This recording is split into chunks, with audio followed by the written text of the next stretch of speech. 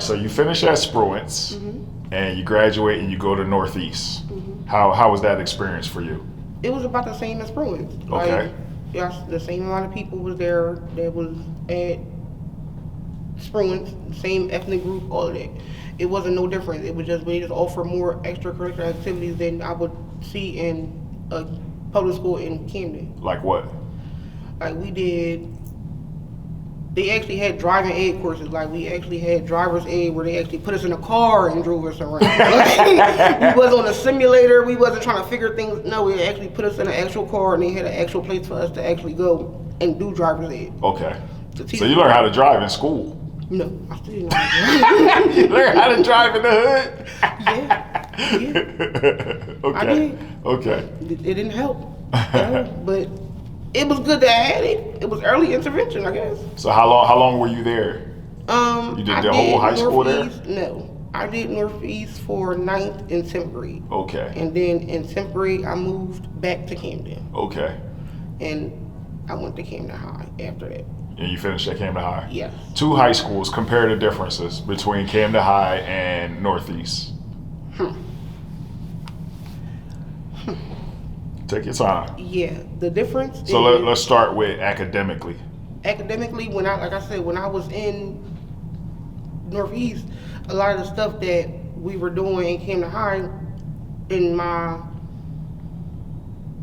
junior and senior year, I did in my freshman year. Okay.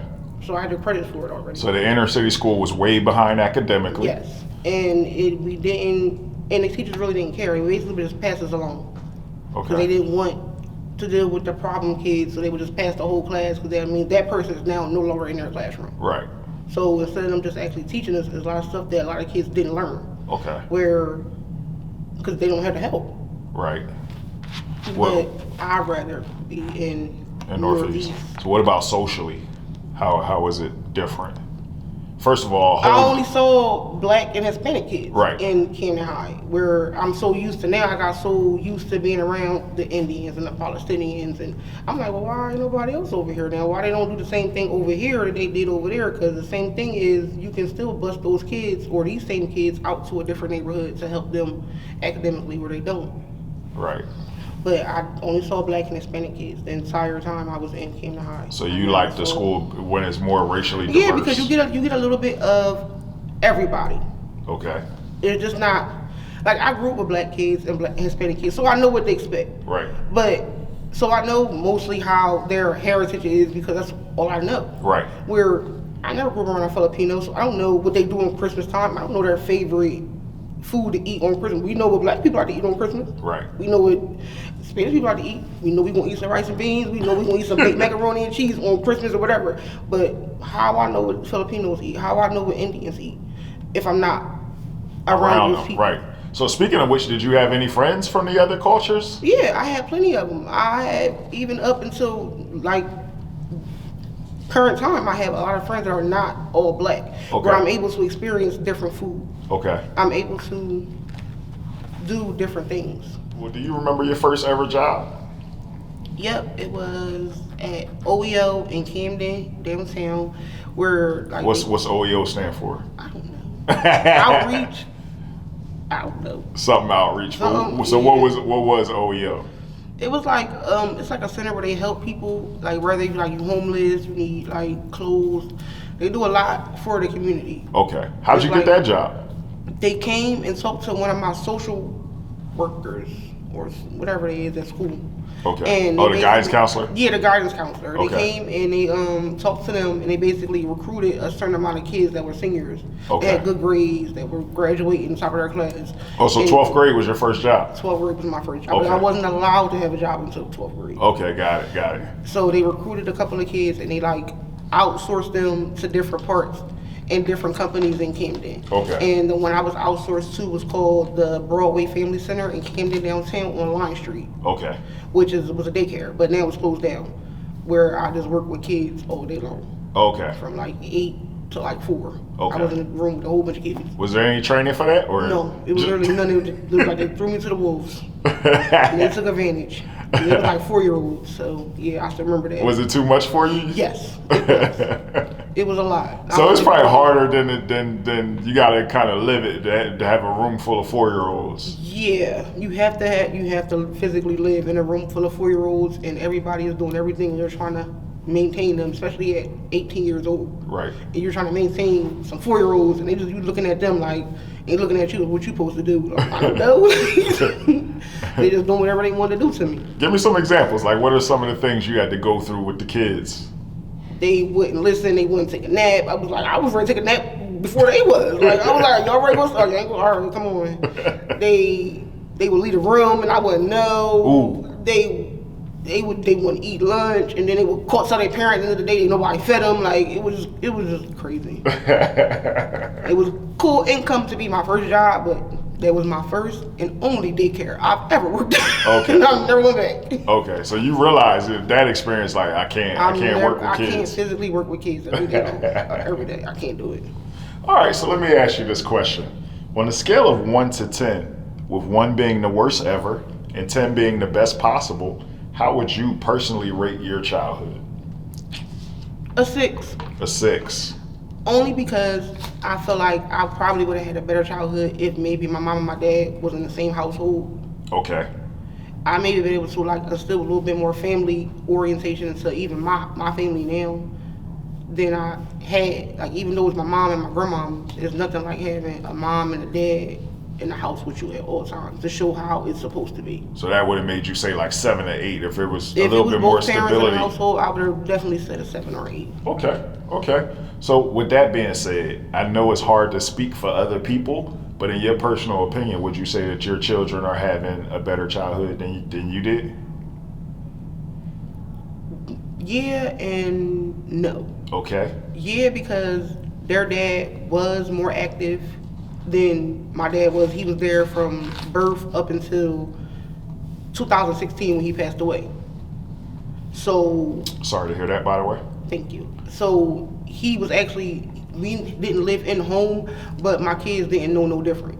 Like, we still did family outings. There was no bitterness. It was no, oh, you're not talking to him this week because, oh, no, it was none of that. It was, he still came over. He got the kids.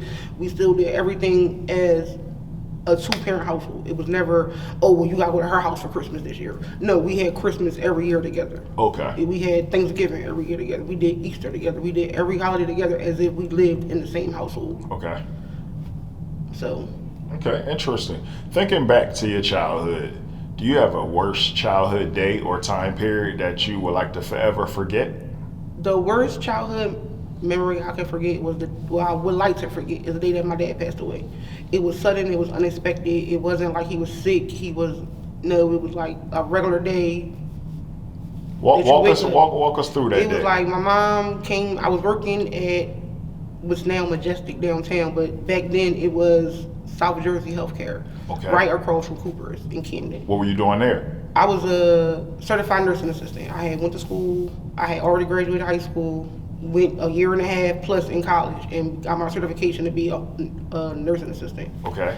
And my mom and my aunt came to my job, which was like not normal for them. Early in the morning, middle of the day, late at night? I worked mid shift. Okay.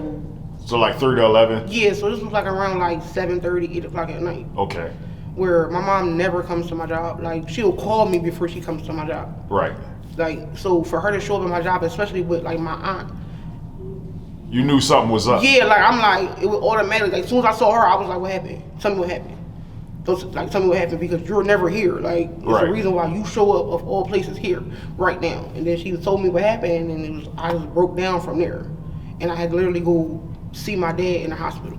So when you say she told you what happened, what did she say? She basically just told me my dad passed away. Nobody had no real explanation for it. It was just like, he had a heart attack, he passed away. Oh, wow. And it was like, well, like, even my daughter is about 11. My dad's been dead 11 years.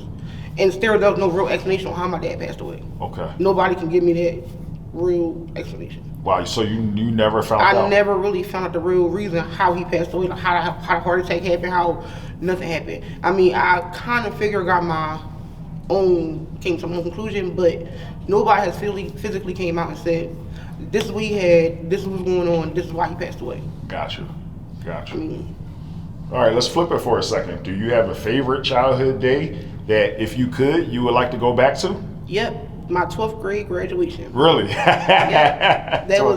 Walk us through the whole day. So I graduated high school, Right, from Camden High. Your parent favorite line. What year did you come out, by the way? 2005. 2005, you finished high school. Your parent favorite line is, you ain't grown, you ain't graduated, you ain't 18 yet. So I was like, oh, I got all three in the bag now. I'm grown, I'm graduated, I'm 18. I said, it's lit from here now. And my mom actually gave me a little bit of lenience that day. I remember she told me, she was like, are you graduated? What you want to do? I was like, I want to get drunk. You literally said that? Yeah, I want to get drunk. She was like, all right. And back then, we was already sneaking, going to the liquor store, getting people to go in there and buy us Boone's Farm. She ain't know though. Right. We was already sneaking in. So I was like, so what you want to drink? I was like, just give me Boone's Farm. And back then, it was like $2 a bottle. So she had like every flavor. All I remember is drinking all the flavors and being passed out in the back of my friend freaking minivan. Off of Boone's Farm at 18 years old. Wow. So yeah.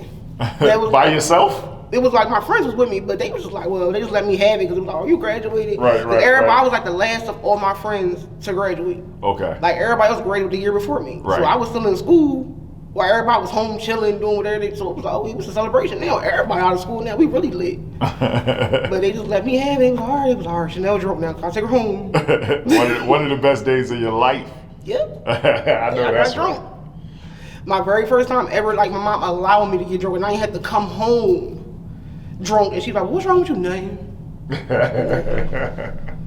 Overall, what is your, like, who are you today? Who is Shanell today, the woman that you become?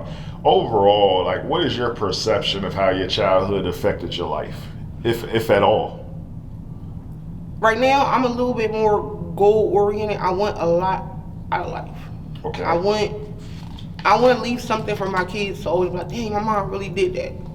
She really accomplished that. She did that on her own. She didn't wait on nobody to hand it out to her. All right. Like I went out and did what I needed to do to make sure they good. So what are some of the goals you've set and accomplished, and what are some of your upcoming goals? Well, from the time I had my kids, I always wanted to make sure they had their own house and their own room, and I've already accomplished getting them a house with their own rooms. Okay. And I'm in school, I'm trying to get my bachelor's in business administration. I'm trying to do that before at least 2023.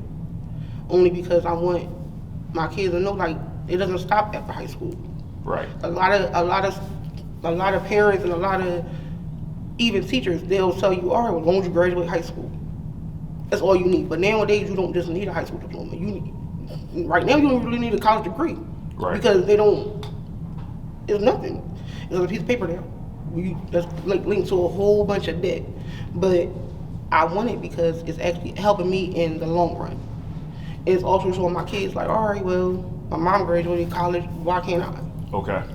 Regardless of the fact that I'm raising two kids in a single parent household. Right. I'm able to maintain and keep a roof over their head, clothes on their back, food in their stomach. I know that's right. So you said your oldest daughter is 11. Mm-hmm. If we were to magically take your 11-year-old daughter now and put her inside your 11-year-old body, would she be able to handle your life? Probably. Okay. Only because I didn't really go through, but besides moving, it wasn't really too much I really had to adjust to. Okay. Where I feel like kids nowadays, they gotta do way more than what we had to go through. We just had to worry about the little small stuff that we thought was going to kill us. They gotta worry about a lot more than what we gotta go through. Got it. So she probably would, only because I've raised my kids to be strong and independent. Okay. And that's been since birth. Like, you can do it. Okay. I put it in you that you can do it. So with that being said, I want you to give some advice to blank-year-old Shanell. You picked the age. What if you could talk to your younger self, with given everything you know today, what would you say to her? And I would give my 17-year-old self and tell myself to stay 17. Because Okay. it don't get better once you get grown. You're grown, you're able to be able to do a lot of things that you can't do at 17, but that's when it hits the fan. That's when it gets real. Like, That's when all the responsibilities come rolling in, is once you hit that milestone of 18, 19, 20, where you have to become the adult. Okay.